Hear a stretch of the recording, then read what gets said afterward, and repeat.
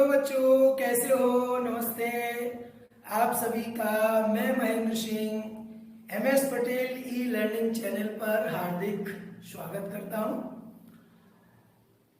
और आपको ये सलाह देता हूं, नेक सलाह देता हूं, घर पर ही रहिए, सुरक्षित रहिए। आज के लिए मैं आपके लिए लाया हूं इलेक्ट्रोस्टैटिक्स का lecture number 9।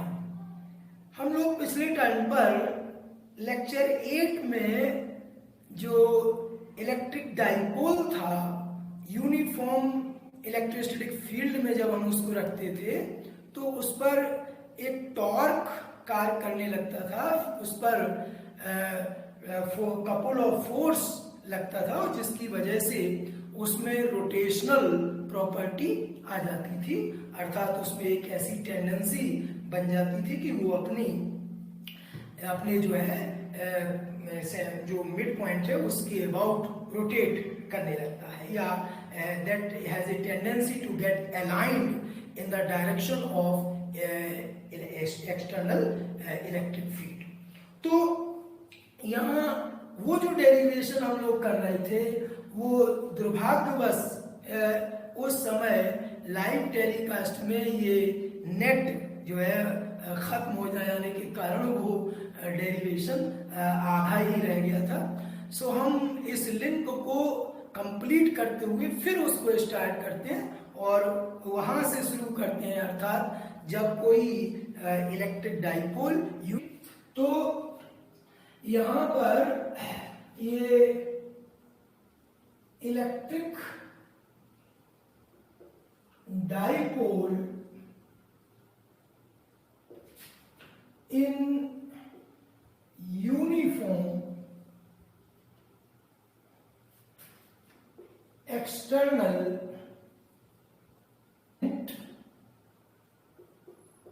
parallel lines electric field, ये यूनिफॉर्म इलेक्ट्रिक फील्ड को रिप्रेजेंट कर रहे हैं बेटा, ठीक है, समझ रहे हैं?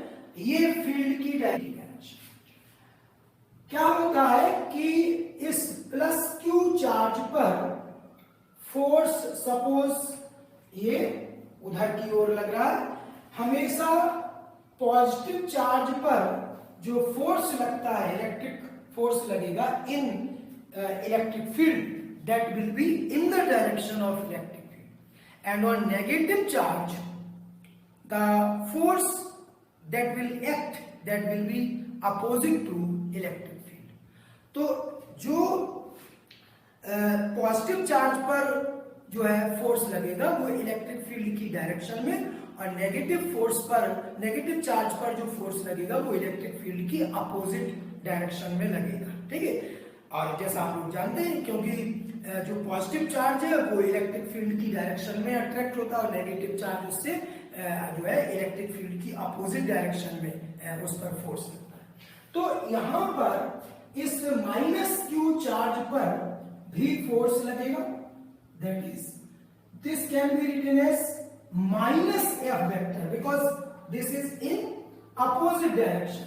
These two forces are equal in magnitude and opposite in direction. ये दोनों फोर्सेस मैग्नीट्यूड में बराबर हैं और अपोजिट डायरेक्शन में। क्यों ऐसा है? क्योंकि हम लोग जानते हैं कि electric field intensity it is given as vector E is equal to vector F upon Q0। तो यहां Q0 की जगह पर क्या है? आइदर प्लस Q और माइनस Q, मतलब ये यहां पर ये एक्चुअल में है vector F divided by Q। अब जब यहां प्लस Q लोगे तो Q into E vector force लगेगा, that will be in the direction of electric field. जब यहां माइनस Q लोगे तो that will be in opposite direction, that will B minus F। तो यहां पर अपोजिट और इक्वल फोर्सेस लगेंगे। अब कितना फोर्स लगेगा? तो force on plus Q it is equal to vector F and it is equal to Q into vector E, और फोर्स ऑन माइनस क्यू, ठीक, फोर्स ऑन माइनस क्यू, ठीक है, this is equal to minus F vector and which is equal to minus Q into E vector. These two forces will form a couple because these are opposite and equal and are not acting on the same point. अगर ये एक ही point पर लगे होते, एक ही point पर काम कर रहे होते तो ये एक दूसरे को कैंसिल कर देते, लेकिन यहां पर इनका पॉइंट ऑफ एक्शन जो है वो अलग अलग है, तो they are going to form a couple. So these forces are opposite and equal and are not acting on same point, एक ही पॉइंट पर नहीं लगे हैं सिस्टम के या बॉडी के, ठीक. So these will form a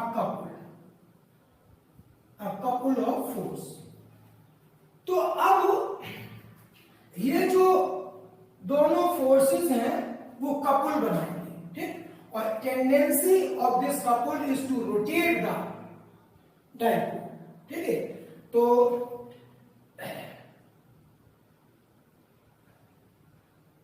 this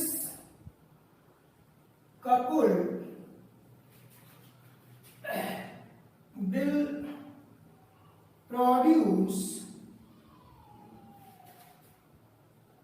rotational property, ठीक, and measure of this rotation is called torque. तो एक्चुअल में टॉर्क क्या है?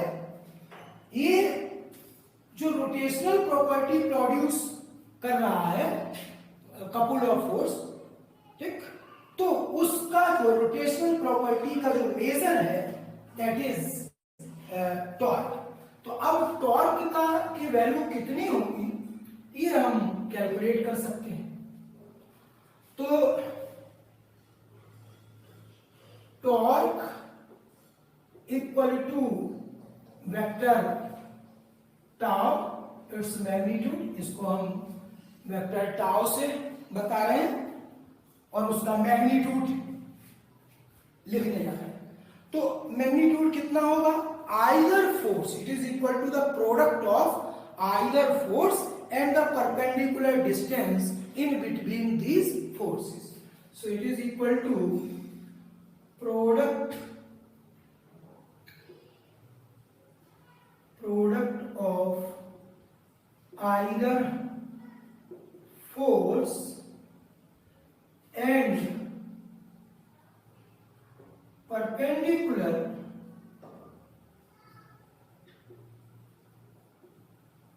distance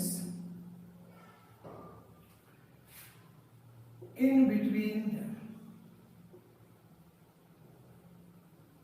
ओके बच्चों, देखो क्या लिखा है, जो टॉर्क का जो मैग्नीट्यूड होगा, टॉर्क का जो मैग्नीट्यूड ये प्रोडक्ट के बराबर, मल्टीप्लिकेशन के बराबर होगा किसका? कोई एक force, either force and perpendicular distance in between them, इनके बीच की परपेंडिकुलर डिस्टेंस, दोनों फोर्सेस के बीच की, ये फोर्स इस डायरेक्शन में, ये फोर्स इस डायरेक्शन में, that will be the this distance, this length, it is the perpendicular distance in between them. Suppose this is equal to d. So what is tau? Tau equal to magnitude of either force into perpendicular distance in between. So magnitude of tau, ठीक?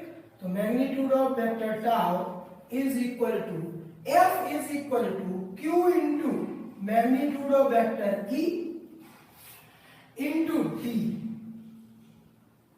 Now, what is T? This total distance is 2L in between the charges.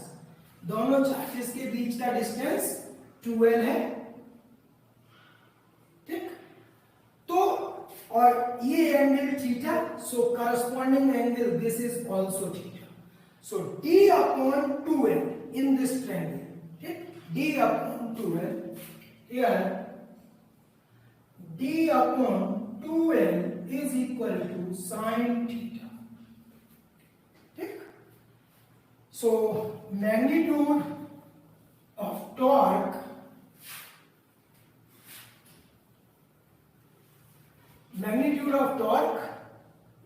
this comes out Q into vector E, magnitude of vector E into D is 2L sin theta.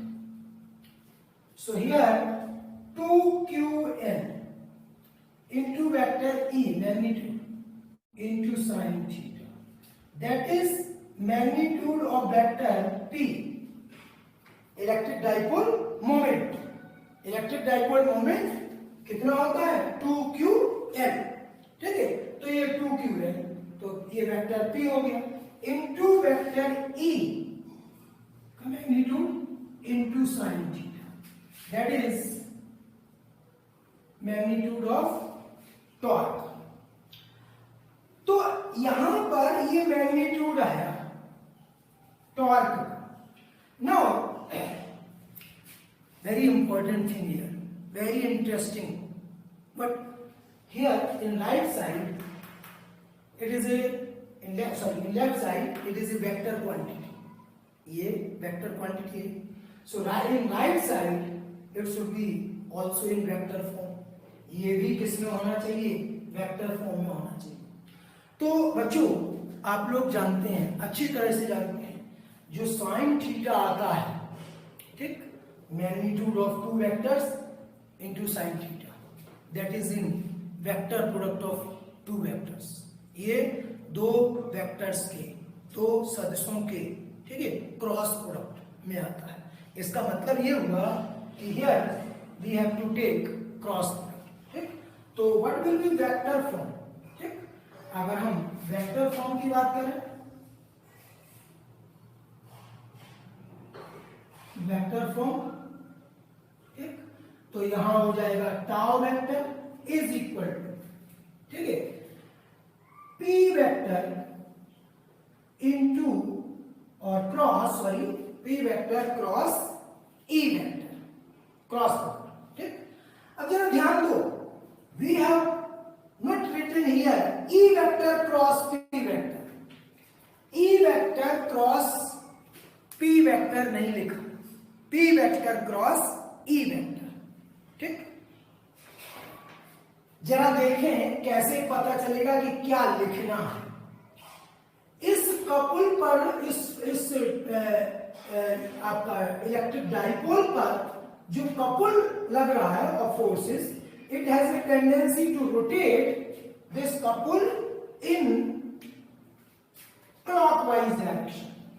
ये इसको ऐसा rotate करना चाह रहा है clockwise,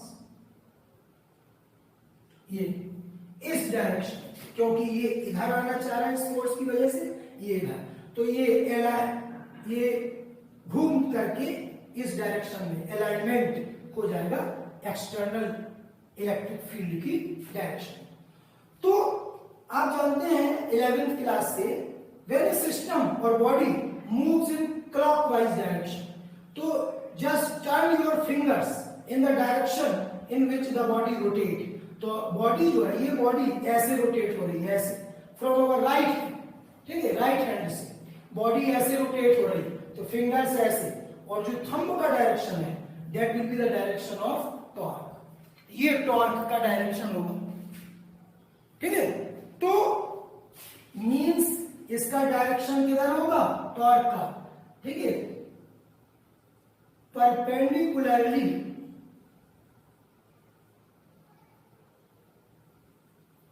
inward होना चाहिए, ठीक है, परपेंडिकुलरली इनवर्ड होगा, ये देखिए, ठीक। तो P bar cross E bar,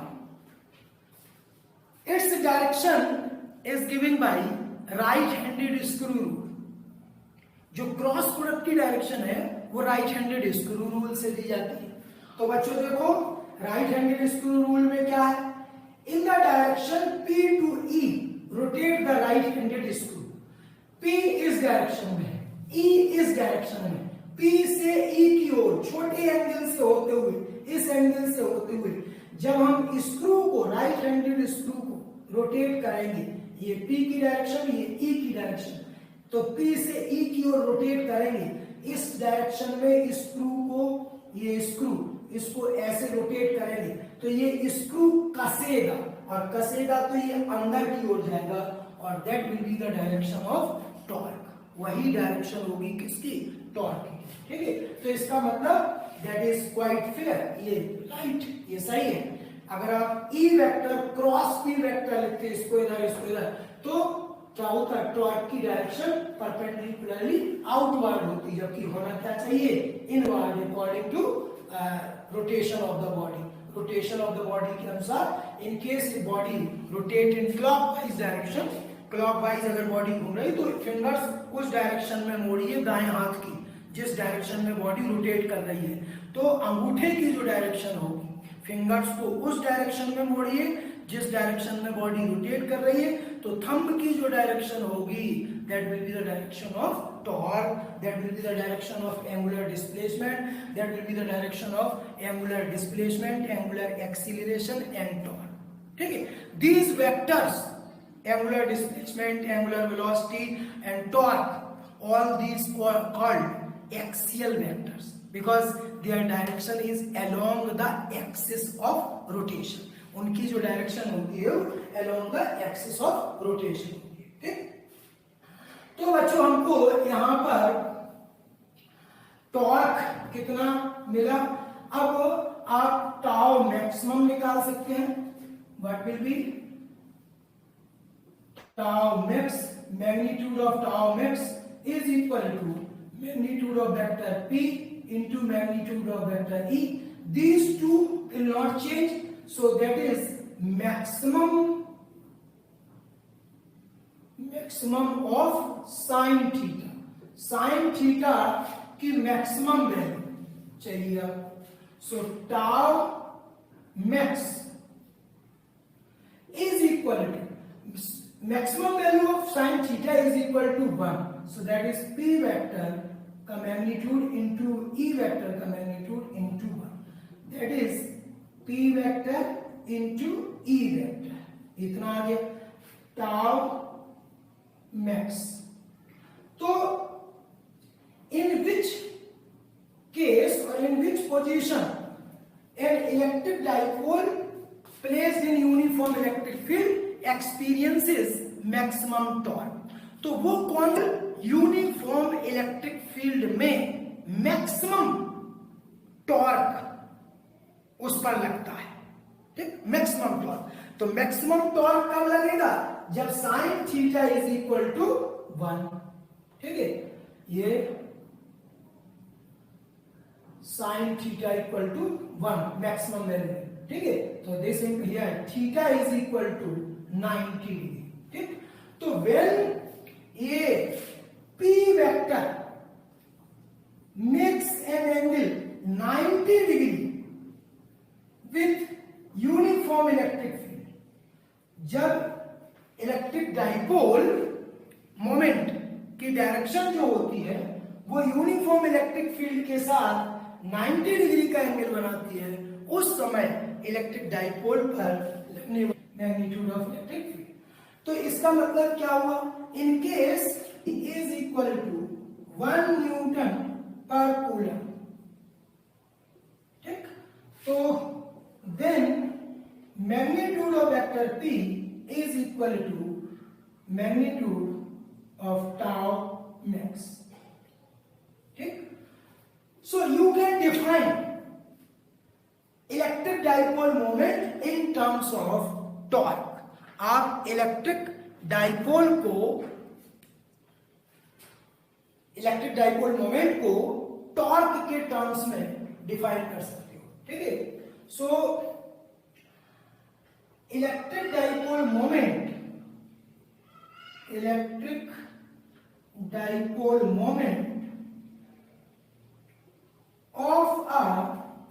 of an electric dipole is the maximum torque experienced by it when it is placed in uniform external electric field।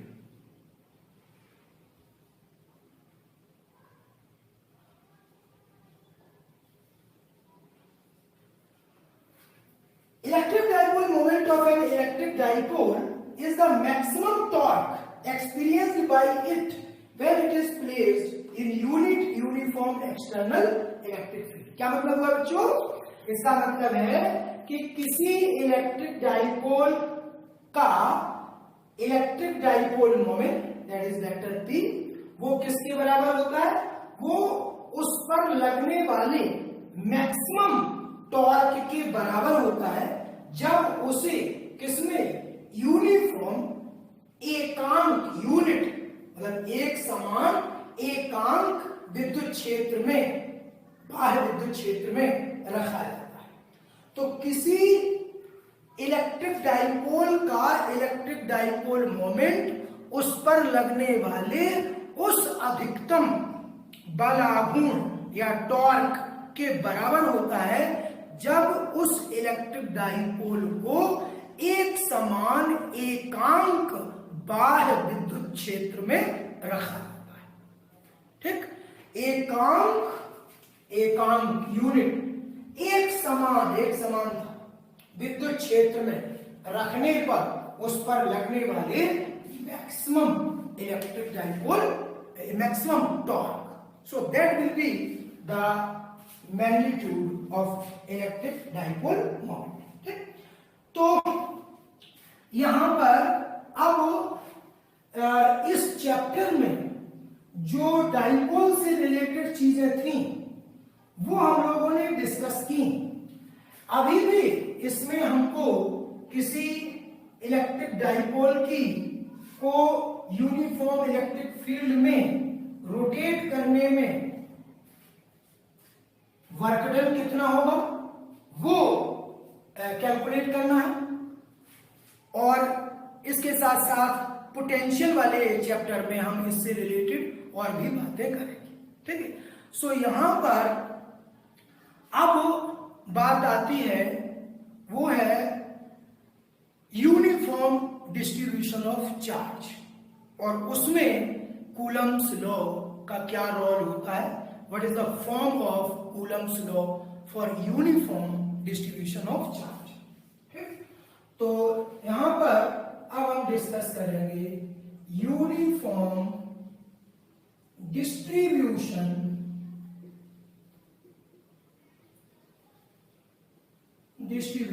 Of charge.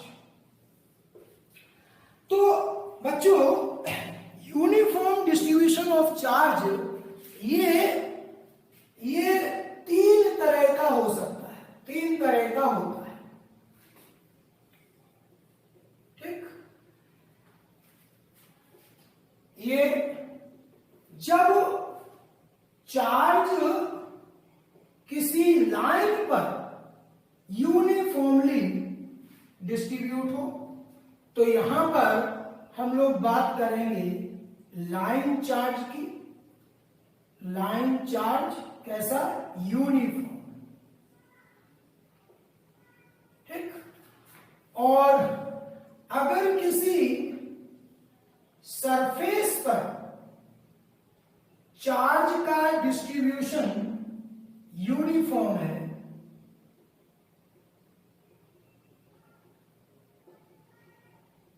तो ये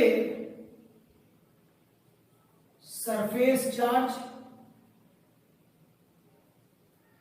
ठीक, वो ये यूनिफॉर्म, ये भी यूनिफॉर्म है, एक समान, ठीक है बच्चों। और जब चार्ज किसी बॉडी के इंटीरियर में, जैसे ये स्फीयर सब जगह, तो that type of charge is volume charge, ये यूनिफॉर्म, ये भी एक रूप में फैला है, ठीक। और एक रूप में फैला है तो आप डेंसिटी निकाल सकते हो in each case, charge density. अगर चार्ज किसी ऑब्जेक्ट जो एक लाइन के रूप में है उस पर चार्ज यूनिफॉर्मली डिस्ट्रीब्यूट है तो उसको हम लाइन चार्ज कह सकते हैं। अगर चार्ज किसी सरफेस पर यूनिफॉर्मली डिस्ट्रीब्यूट है तो उसको हम सरफेस चार्ज कह सकते हैं।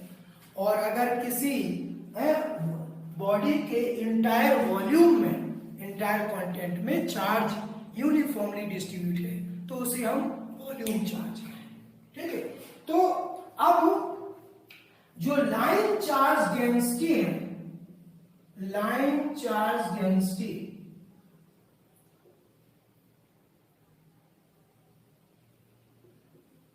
line charge density, it is denoted by lambda, ठीक है। इसे हम, और इसका यूनिट क्या हो जाएगा? Coulomb per metre. Line charge density means charge that exists on unit length of the line having uniform distribution of charge, ठीक। तो charge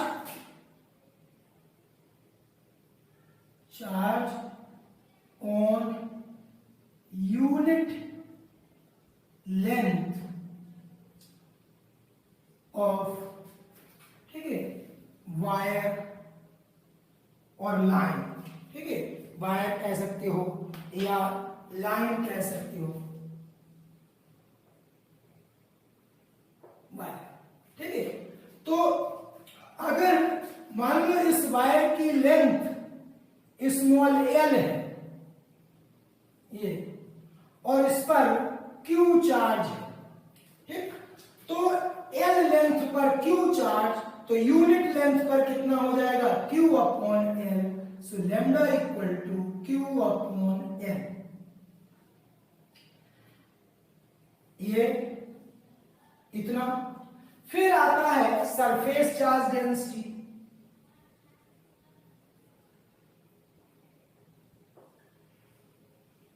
surface charge density,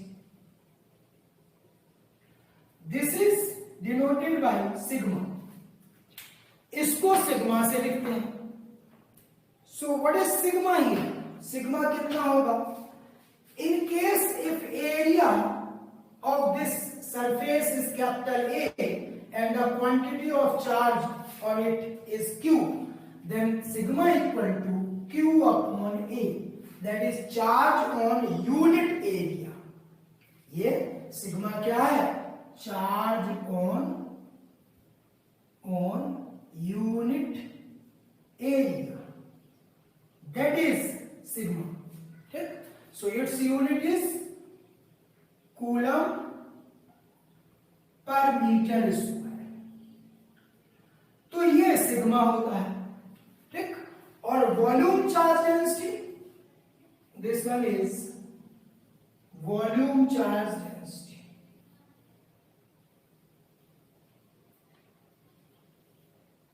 So in case if there is uniform distribution in entire volume of the body, then the charge that exists on unit volume of the body is called volume charge density. So in case if this total charge is Q and the volume of the body is V, okay? So what will be volume charge density? It is Q upon V. It is denoted by rho. Okay, so that will be, its unit is coulomb per metre cube. ठीक, तो इसका जो unit होगा वो कितना होगा?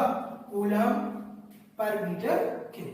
तो rho is called volume charge density, sigma is called surface charge density and this one is called line charge density. Lambda equal to Q upon N. तो तीन तरह की चार्ज डेंसिटीज होती है. ठीक है, अब अगर इन तीन तरह की जो चार्ज डेंसिटीज हैं उनके टर्म्स में या तो कूलम्स लॉ को लिखें आप या फिर इलेक्ट्रिक फील्ड लिखें, तो अगर किसी वायर पर यूनिफॉर्म इलेक्ट्रिक फील्ड है और इससे ये r डिस्टेंस पर थीटा एंगल पर किसी पॉइंट पर आप इलेक्ट्रोस्टैटिक फील्ड इंटेंसिटी का अगर एक्सप्रेशन लिखेंगे तो वो क्या होगा? Vector E is equal to 1/4 pi epsilon 0.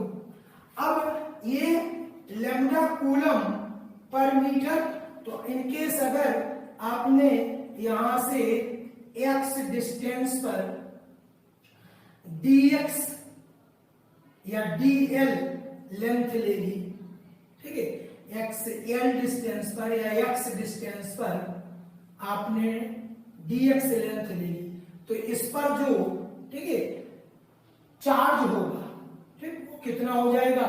Lambda into dx. क्यों? क्योंकि dq इज इक्वल टू होगा dq upon dx is equal to होगा lambda.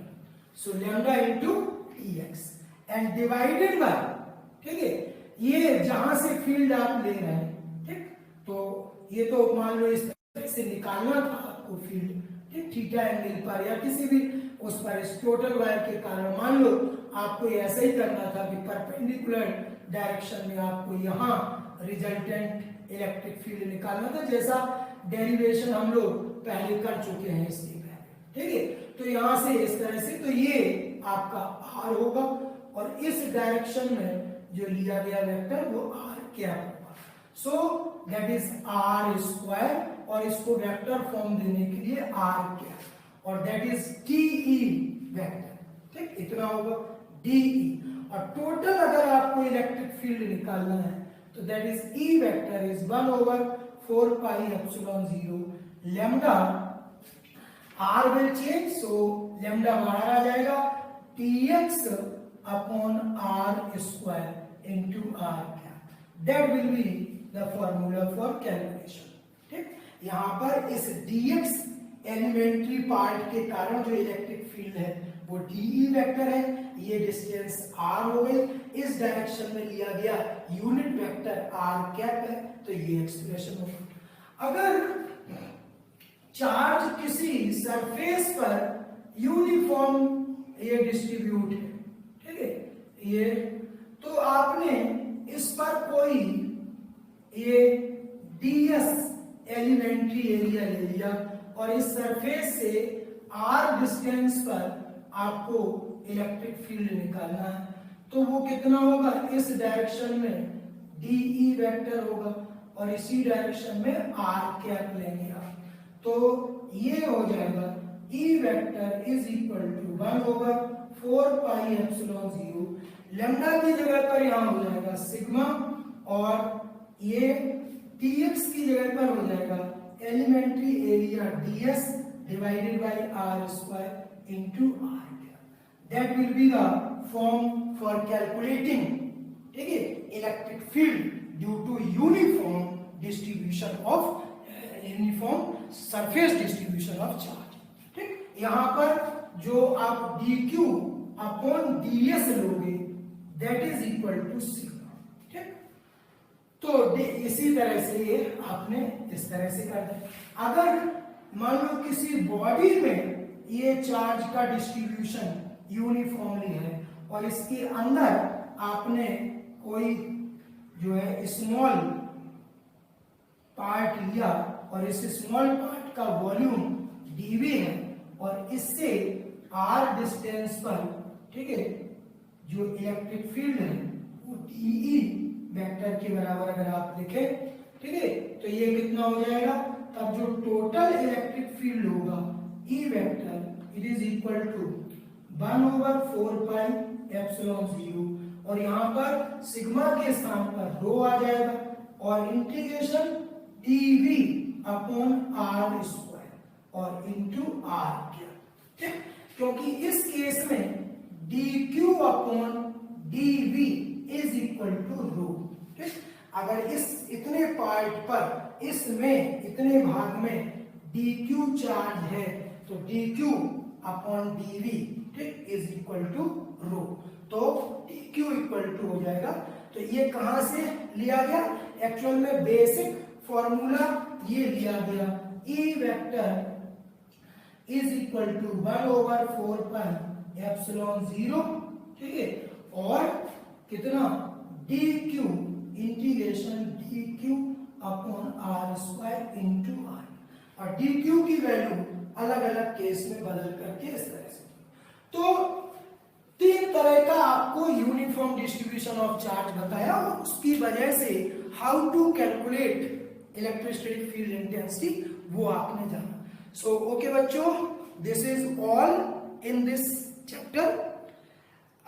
Letter on we will discuss electrostatic potential and Gauss law, उसको हम लोग discuss करेंगे।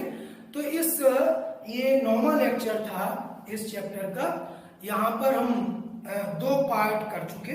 इसमें आपने इलेक्ट्रोस्टैटिक फील्ड और चार्ज वगैरह और डाइपोल के बारे में पढ़ा, ठीक है। तो अगले टर्न पर हम शुरू करेंगे, वो है electrostatic potential and Gauss law. ठीक, ओके बच्चों।